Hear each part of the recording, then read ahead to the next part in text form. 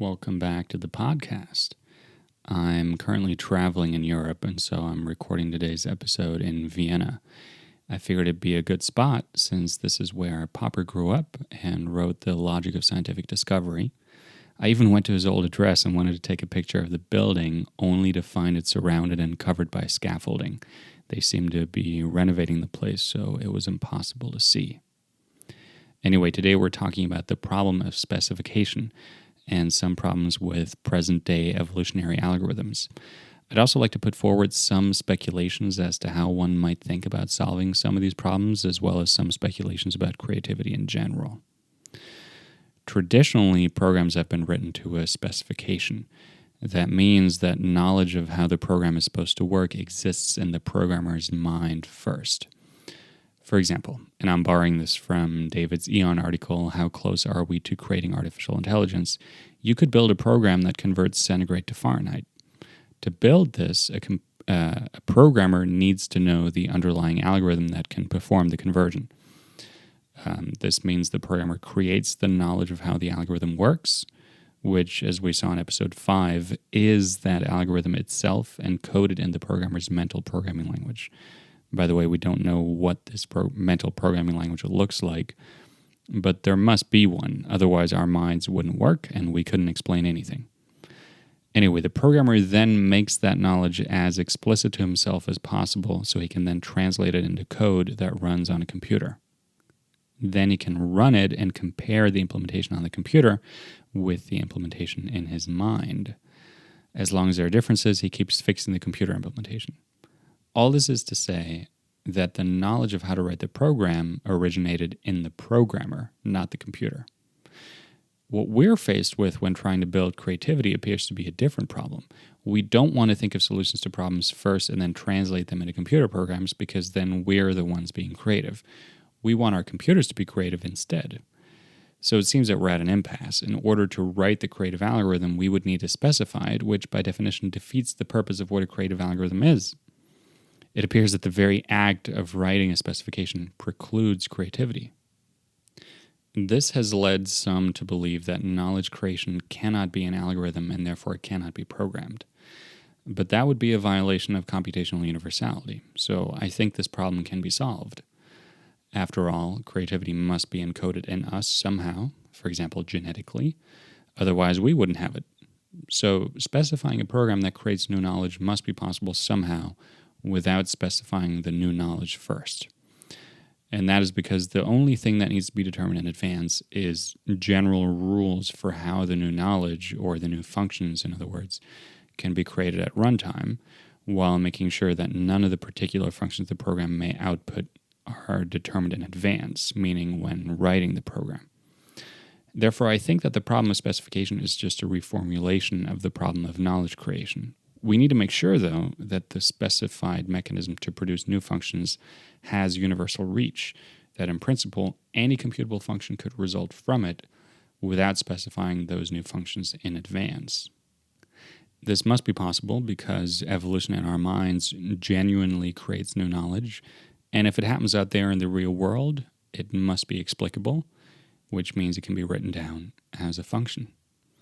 So much like the knowledge of how to write a particular program may originate in a programmer, the knowledge of how to create new knowledge is specified by our genetic code, or even partially mimetically, we don't know. Another problem that has led some to believe that creativity cannot possibly be encoded as an algorithm is that its results are inherently unpredictable. Knowledge creation is indeed deeply unpredictable, but that doesn't mean it's not specifiable on some level. For example, people have already written functions that can create unpredictable results, such as random number generators. And I'm referring to true random number generators here, not pseudo-random ones. That while we're not able to predict the exact return value, we can place some constraints on all possible return values. For example, each return value is going to be a real number between 0 and 1. We can imagine a theoretical random number generator that could return any real number between 0 and 1 with arbitrary precision. So it's possible it might return a particular real number no person has ever held in his mind before. Likewise, we can constrain our predictions of the outputs of the creative algorithm in some ways based on an explanation of how it works. For example, we can predict that it will output hard-to-vary computable functions. The particular function it outputs at any given time may be unpredictable, but that doesn't mean the way it does so is not specifiable. We can absolutely specify criteria for what the output, or rather the range of outputs, would look like. I don't have the solution to these problems now, but my guess is that for the reasons I just mentioned, specification on the highest level does not preclude knowledge creation.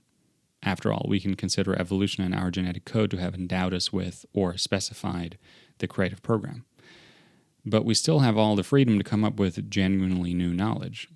I also guess that most of what needs to be determined in advance is that we're interested in solving problems. And so what the creative program does will be determined in part by the problems it encounters and by the underlying regularity it tries to replicate or explain. So not exclusively by the programmer. Also, since it creates new knowledge at runtime, the longer it runs, more and more of the knowledge it contains will have been created by itself, and the knowledge the programmer embedded in it will only inhabit a smaller and smaller fraction of all the knowledge in the program. Its functionality is also partly influenced by the knowledge it has created in the past, much like humans often try to explain new problems with the help of something they already know. So in short, there must be a way of specifying knowledge creation without specifying any of the particular knowledge later created at runtime. There are other issues with present-day genetic programs that distinguish it from real evolution. Usually they are programmed in such a way that there is a central control unit that handles reproduction and selection based on explicit fitness functions. But in evolution and nature, no explicit fitness is ever assigned. It is implicit, and individuals reproduce themselves. They are active. Selection and elimination also occur on an individual basis, and all of this happens asynchronously in nature, whereas in genetic programming, these things usually happen in lockstep. John Koza was aware of these discrepancies, and he covered them in chapters 9 and 28 of the first book of his series called Genetic Programming. Since creativity is an evolutionary process of trial and error elimination, another guess is that while some elements of the creative algorithm are random, at least the part that conjectures new functions since these are blind guesses, this randomness is limited in some way, so that randomness gives it some freedom beyond specification, but this freedom is nonetheless limited in a specifiable way. This is reminiscent of an essay Popper wrote called Of Clouds and Clocks.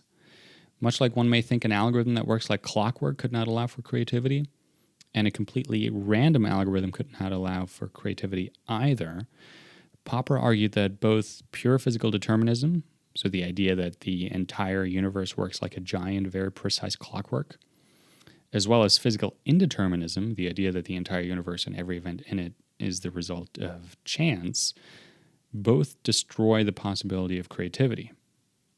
Instead, Popper claims that the freedom to create something new is, quote, the result of a subtle interplay between something almost random or haphazard and something like a restrictive or selective control, end quote. I think part of the creative algorithm, when faced with a problem, creates a sea or perhaps a big cloud of random functions that are candidate solutions to that problem. One of our selective controls is that of being hard to vary. When a randomly generated function solves a particular problem, it sort of clicks into place and is not discarded but remembered. Here's another speculative idea to address the problem of specification. If this cloud of functions is created by harnessing some naturally occurring physical process, for example in the brain, there is no need to specify the creative part. The only thing that needs to be specified in terms of software is the selective control, and the physical process needs to be reproduced somehow. Using such a physical process, neither the creation of the cloud of functions nor the weeding out of unfit ones need happen in lockstep, and replication and selection can happen on an individual basis. The cloud is made up of functions which continuously try to copy themselves and compete for processing power and real estate, or memory. The selective control that we program then finds problems, meaning conflicts between those functions, according to a specified formula that is not creative.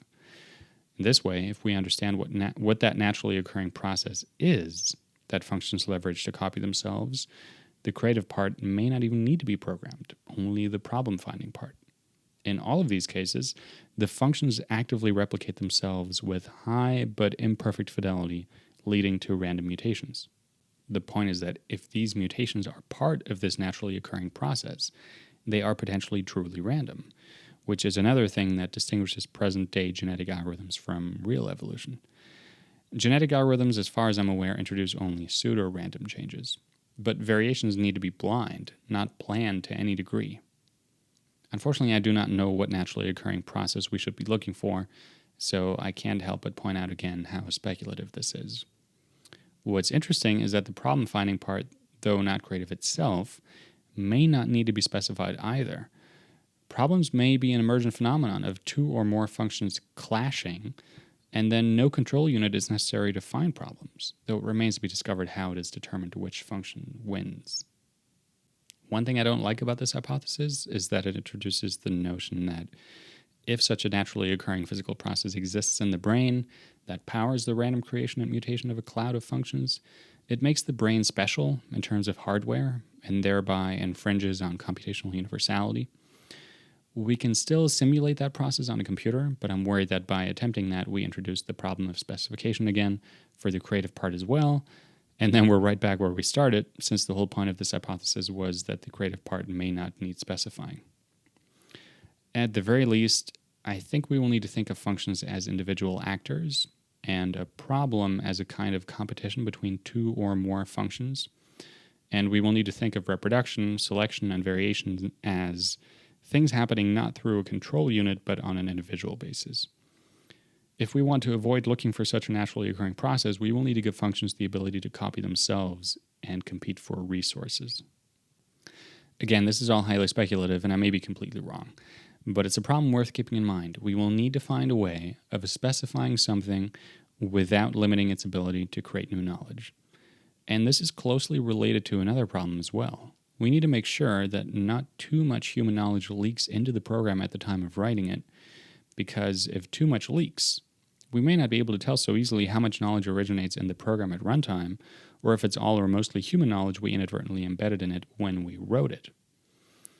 As David points out in Chapter 7 of The Beginning of Infinity, the much more obvious explanation for anything an evolutionary algorithm outputs is the creativity of the programmer, at least in present-day evolutionary algorithms. Therefore, I suggest to not even use something like closure in the final program, because closure contains a lot of human-invented functions that already have reach and that are already adapted to particular purposes, and that reach may be mistaken for the product of evolution. When the program comes up with a solution to a problem, it may just be reusing a built-in function that already has the reach to solve that problem. So to go as bare bones as possible, I suggest we use something like lambda calculus, or a subset of closure that only represents lambda calculus. This is a functional language which, even though it contains only single parameter functions and nothing else, is Turing complete.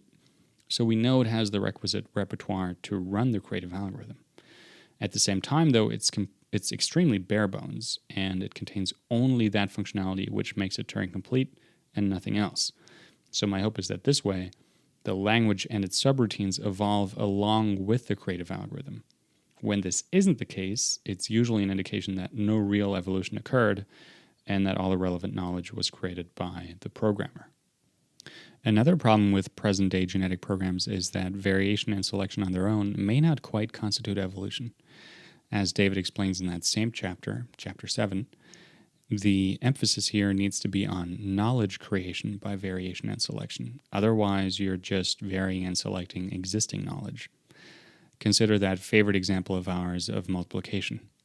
Is a recombination of the concepts of looping and addition a genuinely new piece of knowledge? I go back and forth on it. I don't know the answer.